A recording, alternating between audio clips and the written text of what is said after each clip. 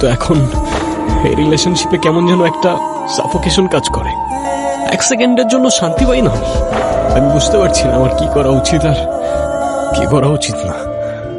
তুমি ভয় পাচ্ছ, এই মায়া কাটিয়ে ওঠার ভয়। দেখো, একটা ব্যাপার হচ্ছে, যদি কোনোভাবে এই মায়া কাটিয়ে উঠতে পারো না, বেঁচে যাবে বস, বুঝলা? বাদ দাও, তুমি বলো তোমাকে তোমার ফ্যামিলি এভাবে দূরে দূরে রাখে কেন সবসময়? এন্ড অফ দ্য ডে তুমি তো তাদেরই মেয়ে, তাই না? এমনি এমনি ও লাইটার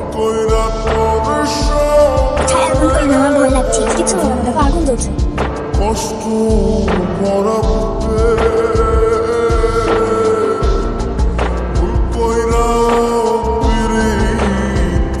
কে করছে এই কাজ? কে করছে আমি জানতে চাইছি, কিন্তু কে করছে?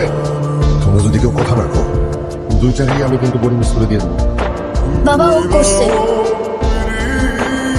বারবার না করার পরেও আগুন নিয়ে খেলা করছে। ভাগ্য ভালো যে তোমাদের মা আর ভাই বাড়িতে নেই আজকে। সেই সর্বনাশ তুই করলি না? তুই আর তারপর থেকে আজীবনের জন্য আমি আমার পরিবার থেকে দূরে। তারা আমাকে রিস্ক মনে করে, ভাবে আমি আশেপাশে থাকলে তাদের ক্ষতি হতে পারে, তাই আমিও দূরে দূরে থাকি। তুমি চাইলে তো সেদিন সত্যিটা বলে দিতে পারতে। আচ্ছা, কিন্তু এই একই প্রশ্ন যদি আমি তোমাকে করি, তুমিও তো চাইলে বলে দিতে পারো ছায়াকে যে তোমার মনে কি হচ্ছে।